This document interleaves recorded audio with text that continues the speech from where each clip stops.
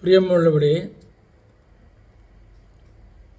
മോശയുടെ ന്യായപ്രമാണം ആണ് നാം ചിന്തിച്ചുകൊണ്ടിരിക്കുന്നത്. ഇന്ന് അതിൻ്റെ ഭാഗമായി നാം ചിന്തിക്കുന്ന യാഗങ്ങളെക്കുറിച്ചാണ്. ബലി അല്ലെങ്കിൽ യാഗം, സാക്രിഫിക്കേഷൻ. അത് യഹൂദന്മാർക്കൊരു പ്രധാനപ്പെട്ട വിഷയമാണെന്ന് നമുക്കെല്ലാം അറിയാമല്ലോ. ഈ ബലിയെക്കുറിച്ച് അല്ലെങ്കിൽ യാഗത്തെക്കുറിച്ച് പറയുമ്പോൾ നാം ചിന്തിക്കേണ്ടത്, മുൻകാലങ്ങളിൽ ദൈവത്തിൻ്റെ മുമ്പാകെ വിശ്വാസികൾ ദൈവത്തിൻ്റെ പ്രീതിക്ക് വേണ്ടി യാഗം കഴിച്ചിരുന്നത് മനുഷ്യരെയാണ്.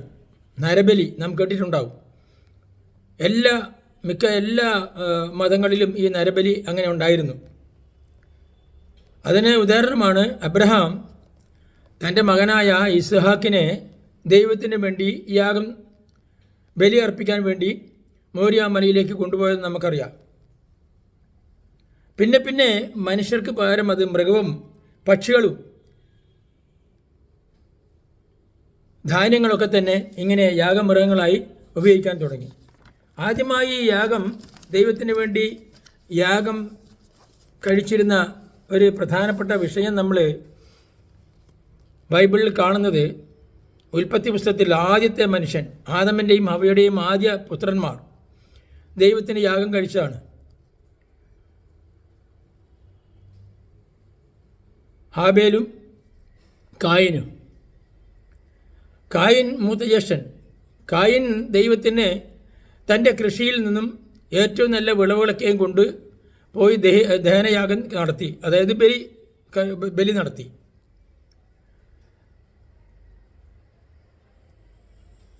ഹാബേലാകട്ടെ അവനൊരു ആട്ടിടയനായിരുന്നു. അവൻ ഒരു ആട്ടിൻകുട്ടിയെ ദൈവത്തിന് വേണ്ടി യാഗം നടത്തുന്നു. അപ്പോൾ ദൈവം പ്രസാദിച്ചത് ഈ പറഞ്ഞായ ഹാബേലിൻ്റെ യാഗത്തിലാണ്. ബാക്കി കഥകളൊക്കെ നിങ്ങൾക്ക് അറിയാമല്ലോ. അപ്പോൾ അന്ന് തൊട്ടേ ദൈവത്തോട് കൂറുള്ളവർക്ക്, ദൈവത്തോട് സ്നേഹമുള്ളവർക്ക്, ദൈവത്തോട് കടപ്പാടുള്ളവർക്ക് എങ്ങനെയാണ് ദൈവത്തിനെ നാം പ്രീതിപ്പിക്കുക എന്നുള്ള ചിന്ത അന്നേ മനുഷ്യ മനസ്സിൽ ഉടലെടുത്തിരുന്നു. അപ്പോൾ താൻ സ്നേഹിക്കുന്ന, താൻ ഇഷ്ടപ്പെടുന്ന, ഏറ്റവും ഇഷ്ടപ്പെടുന്ന ആ വസ്തുവിനാണ് അവൻ ദൈവത്തിന് വേണ്ടി കാഴ്ചവെക്കുന്നത്. അത്രത്തോളം അവൻ ദൈവത്തിനെ ഇഷ്ടപ്പെടുകയും ഭയപ്പെടുകയും ആരാധിക്കുകയും ചെയ്തു വന്നിരുന്നു എന്നർത്ഥം. ആ യാഗം ഇന്നും തുടർന്ന് വരുന്നുണ്ട് പല മതങ്ങളിലും. അതിന് ഉദാഹരണമാണ് മുസ്ലിം, അതായത് ഇസ്ലാം മതത്തിൽ ഇപ്പോഴും യാഗം നടത്തി വരുന്നുണ്ട്. അതായത് ബലി പെരുന്നാളിൻ്റെ അന്ന് അവർ യാഗം നടത്തുന്നുണ്ട്.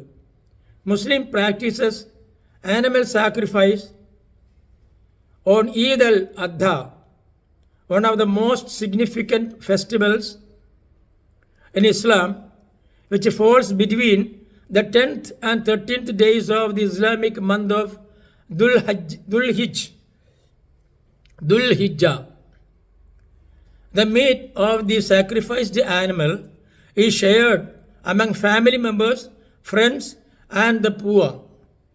The animals that can be sacrificed are sheep, goat, lambs, cows, or camels.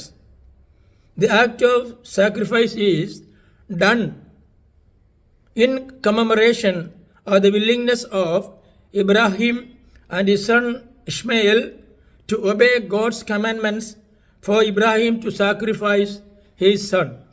അപ്പോൾ അബ്രഹാം തൻ്റെ മകനെ ദൈവത്തിന് വേണ്ടി ബലിയർപ്പിച്ചതിൻ്റെ ആചാരസൂചകമായും അതിൻ്റെ ഓർമ്മയ്ക്കായിട്ടും ഇന്നും മുസ്ലിങ്ങൾ ഈ യാഗം നടത്തി വരുന്നുണ്ട്. അപ്പോൾ യാഗമൃഗങ്ങൾ എന്ന് പറയുന്നത് sheep, goat, lambs, cows or camels. ഇതാണ്. ഇതിലേതെങ്കിലും ഒന്നിന് അവർക്ക്, അല്ലെങ്കിൽ ഇതേത് വേണമെങ്കിലും അവർക്ക് ഉപയോഗിച്ച് യാഗം നടത്താൻ പറ്റും. ഓക്കെ. അപ്പോൾ യാഗം എന്നും നടന്നു വരുന്ന ഒരു സമൂഹമുണ്ടെങ്കിൽ അത് മുസ്ലിങ്ങളുടെ മതമാണ്. ഇനി യാഗത്തെക്കുറിച്ച് നമുക്ക് മനസ്സിലാക്കാം എന്തൊക്കെയാണ്. യാഗം, ഹോമയാഗം എന്ന് പറയുന്നു. ഹോമയാഗം എന്ന് പറഞ്ഞത് കാള, കോലാട്, ആൺപക്ഷി, കുറുപ്രാവ് അല്ലെങ്കിൽ പ്രാവിൻ കുഞ്ഞ് എന്നിവ അത് ദരിദ്രർക്ക് വേണ്ടിയാണ്. അതിൽ ആടുകളെയും മാടുകളെയും കാളകളെയും ഒന്നും തന്നെ യാഗം കഴിക്കാൻ കഴിയാത്തതായ പാവപ്പെട്ടവർക്ക് പ്രാക്കുഞ്ഞുങ്ങളെ യാഗം കഴിക്കാം. അപ്പം ഇതാണ് ഒന്നാമത്തെ യാഗം, ഹോമയാഗം എന്നാണ് പറയുന്നത്. എന്തിനാണ് ഈ യാഗം നടത്തുന്നത്? ആരാധനയിലെ സ്വമനസാലെ ഉള്ള പ്രവൃത്തിയാണത്. എനിക്ക് തോന്നുകയാണ് ദൈവത്തിന് വേണ്ടി യാഗം നടത്തണം എന്ന് തോന്നിക്കഴിഞ്ഞാൽ എനിക്ക് സ്വന്തം ഇഷ്ടപ്രകാരം നടത്താൻ പറ്റും. അപ്പോൾ പൊതുവായി കൽപ്പിക്കപ്പെടാത്ത പാപങ്ങൾക്ക് വേണ്ടിയുള്ള പ്രായശ്ചിത്തമാണ്. അതായത് ഓരോ പാപത്തിനും പ്രത്യേകിച്ച് ചില യാഗങ്ങളോ അല്ലെങ്കിൽ ബലികളൊക്കെ ഉണ്ട്. ഇത് നമുക്ക് ഇഷ്ടപ്രകാരം നമ്മൾ പാപമൊന്നും തന്നെ അത്ര വലിയ കാര്യമായിട്ടില്ലാത്ത പാപങ്ങളാണെങ്കിൽ നമുക്ക് നടത്താം. അപ്പോൾ ഇത് ഭക്തിയുടെ പ്രകടനം, ദൈവത്തോടുള്ള പ്രതിജ്ഞാബദ്ധത, പൂർണ്ണമായ സമർപ്പണം എന്നാണ് ഇതിന് പറഞ്ഞിരുന്നത്. അപ്പോൾ ഈ ഹോമയാഗം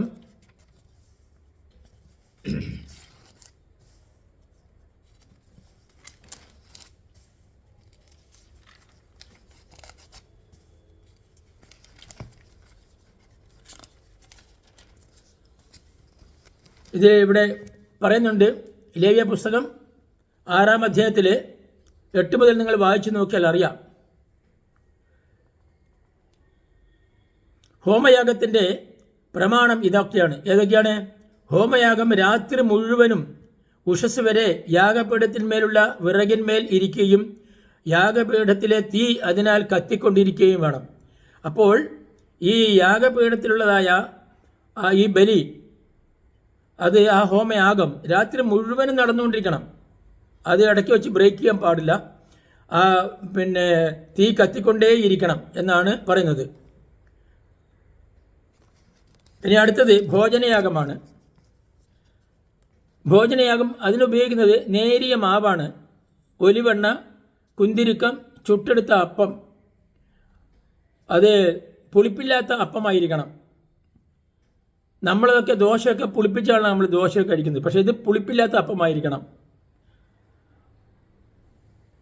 ഹോമയാഗവും സ്തോത്രയാഗവും കൂടെ പാനീയയാഗവും ഒരുമിച്ച് വേണമെങ്കിൽ നടത്താം. പാനീയയാഗം എന്ന് പറഞ്ഞാൽ ദൈവത്തിൻ്റെ വീഞ്ഞ് യാഗമായിട്ട് നടത്താം. അതുപോലെ തന്നെ സ്തോത്രയാഗത്തിന് അതുകൂടെ ഉപയോഗിക്കാം. അപ്പോൾ ആരാധനയിലെ സ്വമനസാലയുള്ള പ്രവൃത്തിയാണ് ഇതും. ദൈവത്തിൻ്റെ നന്മയും കരുതലും തിരിച്ചറിഞ്ഞ് ദൈവത്തോട് കാണിക്കുന്ന ഭക്തിയുടെ ഒരു ഭാഗമാണ് ഭോജനയാഗം എന്ന് പറയുന്നത്. ഭോജനയാഗത്തിൻ്റെ പ്രമാണം എന്തെന്നാൽ അത് നേരിയ മാവിൽ നിന്നും എണ്ണയിൽ നിന്ന് കൈ നിറച്ചും ഭോജനയാഗത്തിന്മേലുള്ള കുന്തിരുക്കം മുഴുവനും എടുത്ത് നിവേദ്യമായി യാഗപീഠത്തിന്മേൽ യഹോവയ്ക്ക് സൗരഭ്യവാസനയായി അർപ്പിക്കണം. അപ്പോൾ ഇതിൽ വേണ്ടതെന്തൊക്കെയാണ്? നേരിയ മാവ്, അത് ഗോതമ്പ് മാവോ എന്തോ ഒരു മാവോ ആകട്ടെ, അത് എണ്ണയിൽ നിന്നും കൈ നിറയെ എണ്ണയെടുത്ത് ഈ ഭോജനയാഗത്തിന് വേണ്ടി അതും പിന്നെ കുന്തിരുക്കവും ചേർത്ത് ആണ് ഈ നിവേദ്യമായി ദൈവത്തിന് അർപ്പിക്കുന്നത്. അതിനാണ് ഭോജനയാഗം എന്ന് പറയുന്നത്. അടുത്തത് സമാധാനയാഗം അഥവാ കൂട്ടായ്മയാഗം. കന്നുകാലികളിൽ നിന്നോ ആട്ടിൻകൂട്ടത്തിൽ നിന്നോ ഉള്ള ഊനമില്ലാത്ത മൃഗം, വിവിധ തരത്തിലുള്ളത്. അതുപോലെ തന്നെ അപ്പവും വേണം. ഇത് ആരാധനയിലെ സ്വമനസാലയുള്ള പ്രവൃത്തിയാണ്. ഇതും നന്ദി അർപ്പിക്കലും കൂട്ടായ്മയും കൂടെ ഇതിനകത്ത് പറഞ്ഞിട്ടുണ്ട്. അപ്പോൾ ദൈവത്തിന് വേണ്ടി നന്ദി അർപ്പിക്കുക, ദൈവത്തിന് വേണ്ടി നമ്മുടെ നന്ദി അർപ്പിക്കുന്നതിൻ്റെതായ ഒരു ഭാഗമായിട്ടാണ് ഈ സമാധാനയാഗം അല്ലെങ്കിൽ കൂട്ടായ്മയാഗം എന്ന് പറയുന്നത്.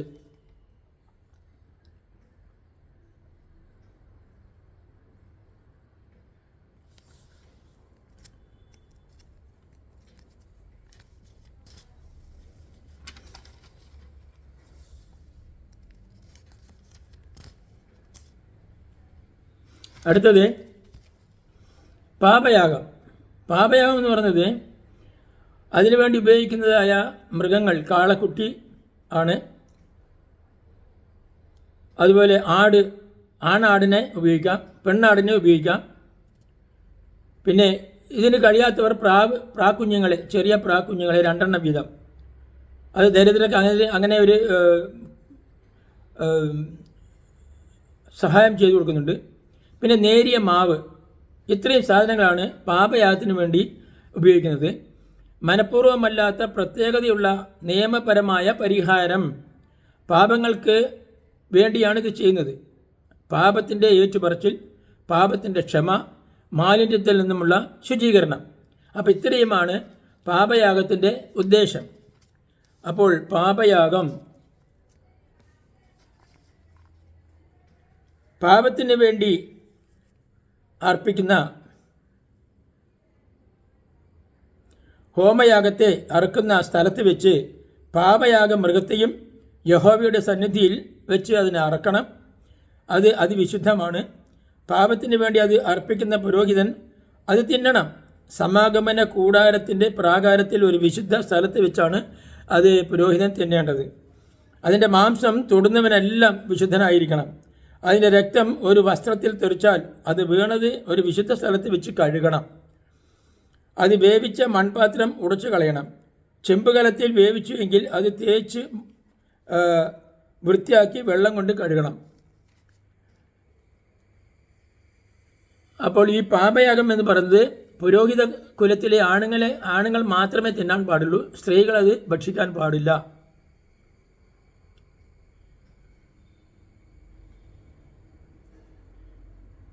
ഇനി അടുത്തത് അകൃത്യയാഗം. ആട്ടുകൊറ്റൻ അല്ലെങ്കിൽ ആട്ടിൻകുട്ടി. അപ്പോൾ അകൃത്യയാഗത്തിന് വേണ്ടി ഉപയോഗിക്കുന്നത് അധികം ആട്ടുകൊറ്റനെയാണ്. മനഃപൂർവ്വമല്ലാത്ത നഷ്ടപരിഹാരം ചെയ്യേണ്ട പാപത്തിന് വേണ്ടിയുള്ള നിയമപരമായ പരിഹാരം ആണതിന്. അപ്പോൾ ഇത് എന്തൊക്കെയാണ് അകൃത്യയാഗം? ഹോമയാഗ മൃഗത്തെ അറുക്കുന്ന സ്ഥലത്ത് വെച്ച് അകൃത്യയാഗ മൃഗത്തെയും അറുക്കണം. അപ്പോൾ ഹോമയാഗം എങ്ങനെയാണോ മൃഗങ്ങളെ അറുക്കുന്നത് അതേ സ്ഥലത്ത് വെച്ച് തന്നെയാണ് ഈ പറയുന്നതായ അകൃത്യയാഗത്തിനുള്ള മൃഗത്തെയും അറുക്കേണ്ടത്. അതിൻ്റെ രക്തം യാഗപീഠത്തിന്മേൽ ചുറ്റും തെളിക്കണം. അപ്പോൾ യാഗപീഠം ഒരുക്കി വെച്ചിട്ടുണ്ട്. ആ യാഗപീഠത്തിന് ചുറ്റും ഈ രക്തം തെളിക്കണം.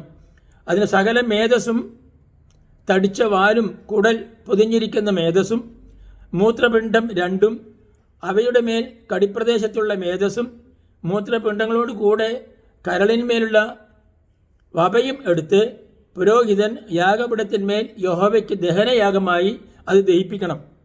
അതാണ് അകൃത്യയാഗം. അപ്പോൾ അകൃത്യയാഗം എന്ന് പറഞ്ഞാൽ ഒരു മൃഗത്തിൽ നിന്നും നാം ഭക്ഷിക്കത്തതായ, നാം പുറത്തേക്ക് കളയുന്നതായ ഈ കാര്യങ്ങളൊക്കെ തന്നെ എടുത്താണ് അതിനെ ദഹിപ്പിക്കുന്നത്. അതിന് അകൃത്യയാഗം എന്നാണ് പറയുന്നത്. പുരോഹിത കുലത്തിലെ ആണുങ്ങളൊക്കെയും അത് തിന്നണം. ഒരു വിശുദ്ധ സ്ഥലത്ത് വെച്ച് അത് തിന്നണം. അത് അതിവിശുദ്ധം. പിന്നെ പാപയാഗം പോലെ തന്നെ അകൃത്യയാഗവും ആകും ഇങ്ങനെ തന്നെ ആകുന്നു. അവയ്ക്ക് പ്രമാണവും ഒന്ന് തന്നെ. ഇനി സമാധാനയാഗം.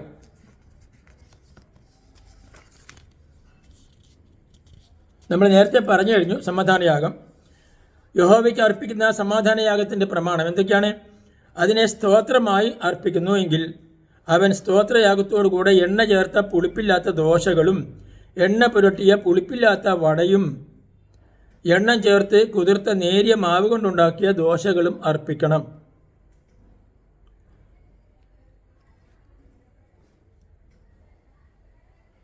ഇവിടെ ഇതിന് പുളിച്ച മാവ് കൊണ്ടുള്ള ദോശകളെയും അർപ്പിക്കാം. ആ എല്ലാ വഴിപാടിലും അതത് വകയിൽ നിന്ന് ഓരോന്ന് യഹോവയ്ക്ക് നിരാജന അർപ്പണമായി അർപ്പിക്കണം. അത് സമാധാനയാഗത്തിൻ്റെ രക്തം തളിക്കുന്ന പുരോഹിതന് ഇരിക്കണം. അപ്പം ഇങ്ങനെയാണ് യാഗങ്ങൾ കഴിക്കേണ്ടത്. അപ്പോൾ ഇന്ന് നമുക്ക് യാഗത്തിൽ അവസാനിപ്പിക്കാം. എന്നെ കേട്ട നിങ്ങൾക്ക് എല്ലാവർക്കും നന്ദി, നമസ്കാരം.